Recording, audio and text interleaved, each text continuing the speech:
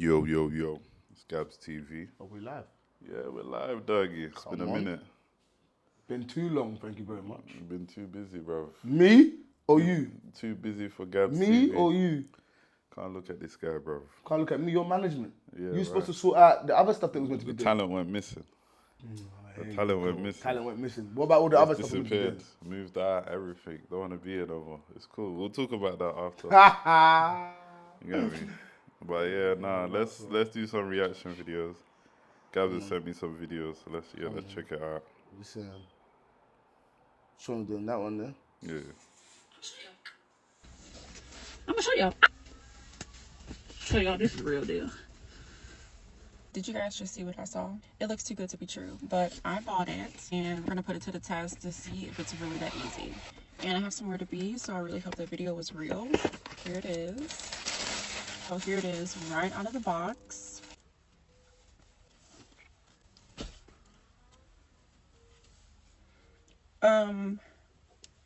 Wow. Wow. Okay. I did bring a comb with me, so I have the finger comb. OMG. Pre-plucked, bleach lace, bust down the middle part, and the wig is secured with that elastic band. Like, it is on there. Okay, I see here. It's giving what it needs to give. Can't believe. Even like on the sides, it's like laying flat. Oh, this is a true glueless wig. Why's your face like that? Honestly speaking, I don't like wigs anymore. I can't stand them. Why? What's wrong with them? I think we're getting too, not even we. I think the females are getting too carried away with wigs. Upon a time, from what I remember, when you had a wig, you proper did it, good and proper. And you did it in such a way where you couldn't tell, it was all blend, everything was right. Now, yeah, you just be throwing wigs and caps on. And you can see the back bit of the wig here hanging out. You ain't even trying to do the front bit no more. It's like a hat. You know them old school ones where, the Marjors, the aunties from back in the day, and they'll just put them hats on and they just go out. That's the vibe I'm getting now. Like, nobody's taking much care in how their wigs look now. Even when you go out and you see it, bruv, that thing is meant to look like your actual scalp. This thing is not looking like a scalp. It's legit patched in. It just looks so dumb. And the makeup that you're trying to do to blend it, I'm just like, why do it look like that? And I'm struggling more now than ever, yeah. When I look at a female now, I'm struggling more now than ever to not notice it. You know, before you look at it, you think, oh yeah, whatever, but all I be thinking now is like, why does it look like that?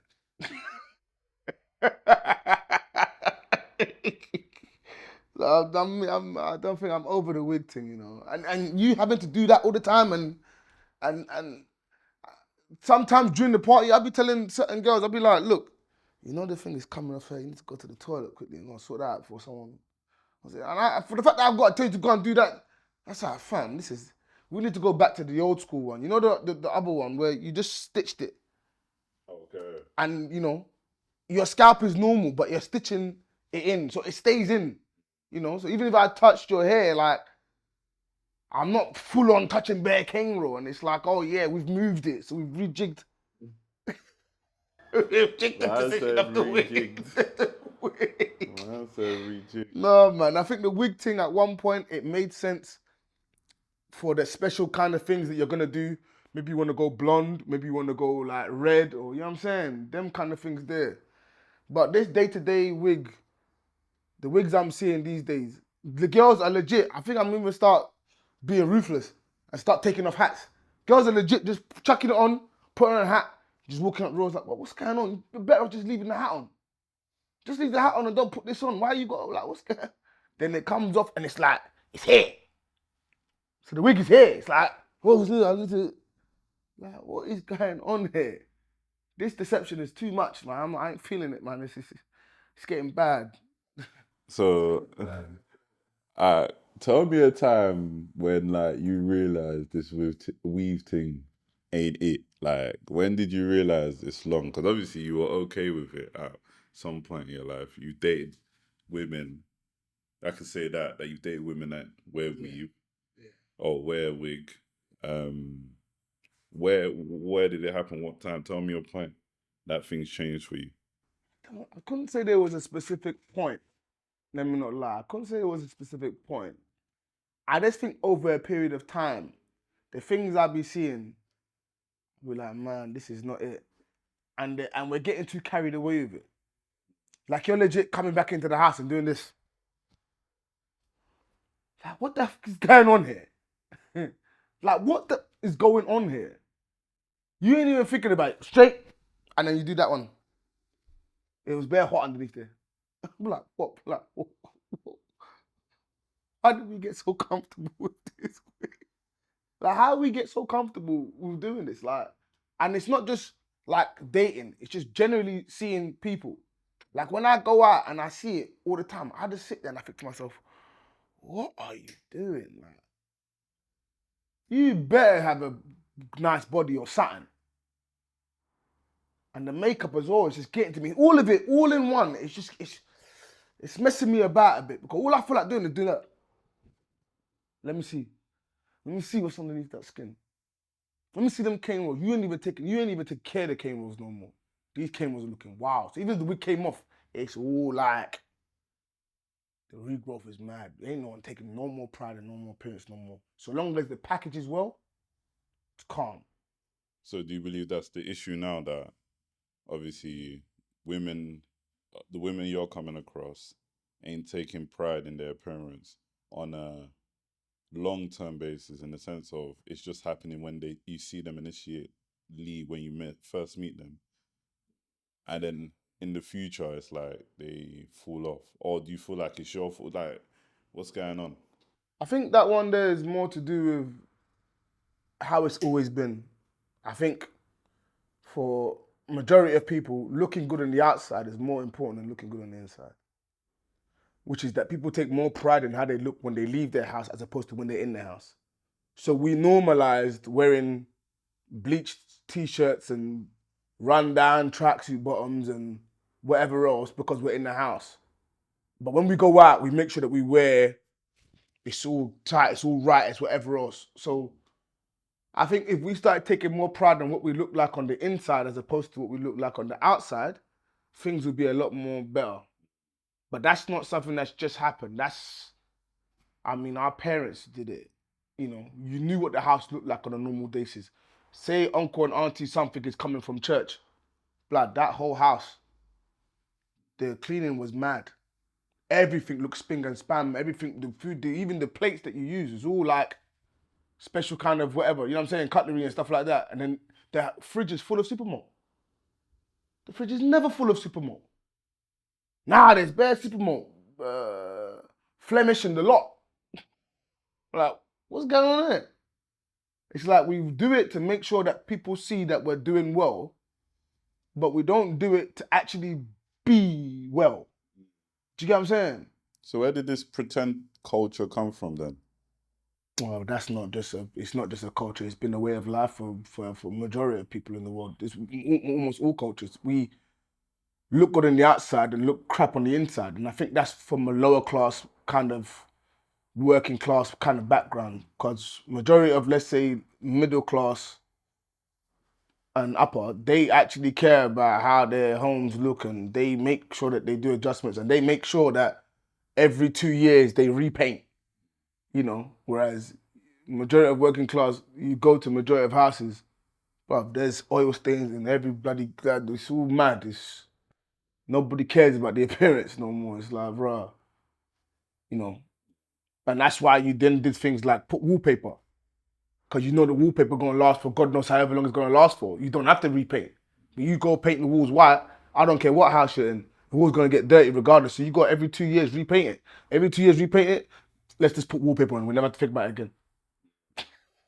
Do you know what I'm saying? So that I think that's just, that wouldn't be based on culture. That's based on like everyone, man. A number of people do it. A lot of people do it. So. Yeah.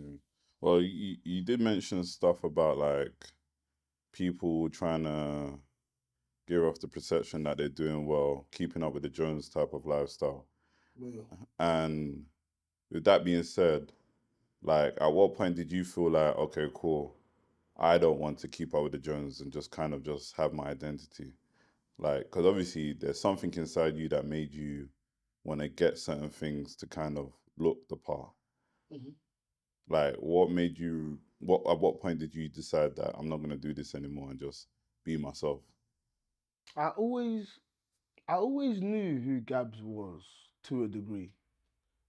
I think there was a point, but before that point, there's always that thing in you, that voice in you that says this ain't right. But because it's so normal to you, you just keep on going with it. So in my house, it was normal to have big pots and pans and gas Bunsen burners and all that in your living room, fridge freezer in your living room and stuff like that.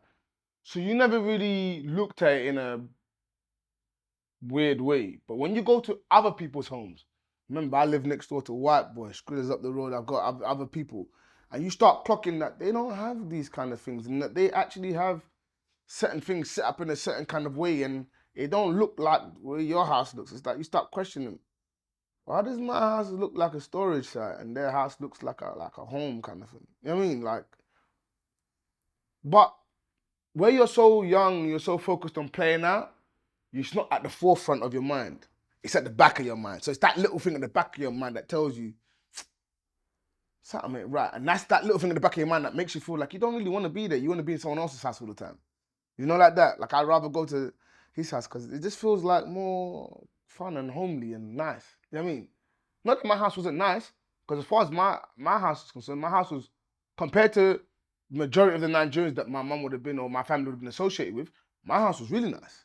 Do you know what I'm saying? But to them, the kicking, I'd say like when it hit me the most, I think was when I was about 23, 24. It was my last year of uni. At that point there, I could never look at anything or anyone the same again. After I studied sociology and I began to make sense of everything and I started to understand things to a different kind of level. And I began to piece my own personal experiences and what happened and how it happened and why it happened and how it makes sense. And I then connected it with society and how society makes sense. And how this, when all them dots started connecting, I said, rah, I secretly been feeling this way for a long time. I just didn't know how to make sense of it. So it's almost like God has always been speaking to you. You know, you say you pray for wisdom, knowledge, and understanding. God ain't gonna give it to you in that way. He's gonna give you experiences. He's gonna give you moments. He's gonna give you situations. And then what's gonna happen is there's gonna be little things that come your way. Like for example, when sociology came for me, that then everything makes sense. We are lower class. We are in the council estates. We are this. Our universe consists of park, school, hospital, GP, Stratford Centre, church. Your imaginations can't see a tropical rainforest. And you Products of expand your it, man. environment. Do you know what I'm saying? Product of your environment. And then you begin to normalize certain things in where you come from. Do you know what I'm saying? So, but at the same time, in the back of your mind, remember, you're always thinking it. So whenever I bought a nice car, I did always used to think, I'm driving back to my mom's house. I don't feel like a guy. But in the moment when I'm going there, and I'm stepping and I'm going, yeah, I know what's happening. I'm gonna get, yeah, it's going down. Everyone's gonna be checking me out. Yeah, the guys, yeah, we lit. Well, we didn't call it lit them times, Dave. I can't remember what we called it them times there. Your fly guys or whatever you used to call it. Boom, boom, you got this, yeah, all of that. It was always on the way home. I'd be driving home. And I swear to you, there's no music. The noise has stopped.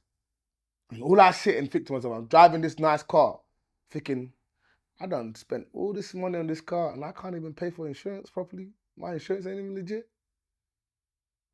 Then it start hitting me also when I'm driving and be like, someone hits this car right now, you know I'm gonna be shattered, innit?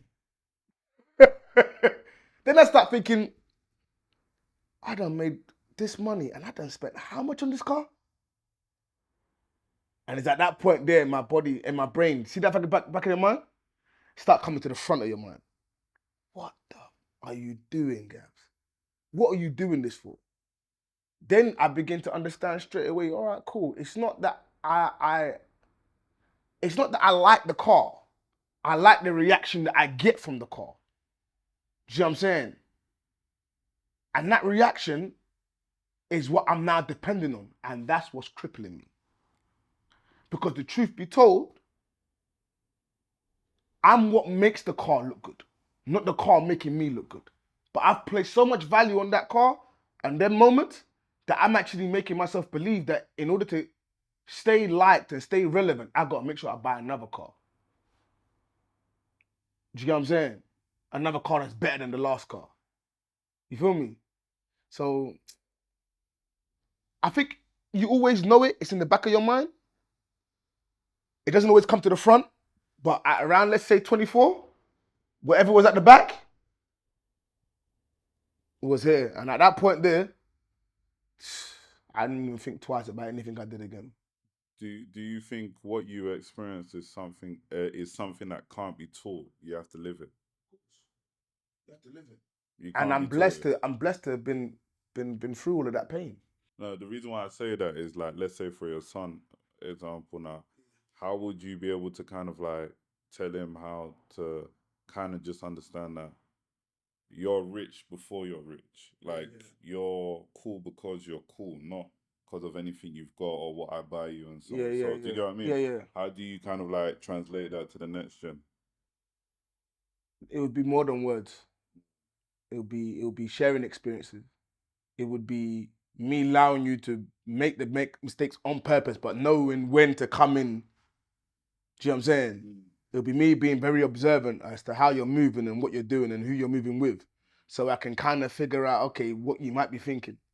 You know, it'll be me actually taking you on a personal journey of my own on a regular basis. He would be my ultimate student for mentoring. It would go beyond dad, son kind of thing. It'd be full on mentoring. And we can discuss any and everything because I've done it all. I felt it all.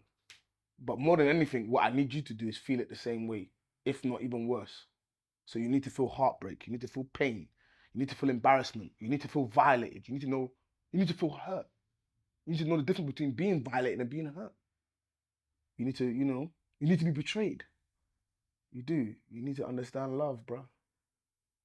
To understand it and how deep it is. You need to understand how powerful it is to the point where even if someone was to violate you or hurt you in that way, you still love them anyway. It's crazy. So I can't wait for his journey. I can't wait to see how things unfold for him, especially in this new world, because a large part of what you need to do, I believe, as a parent is stay relevant.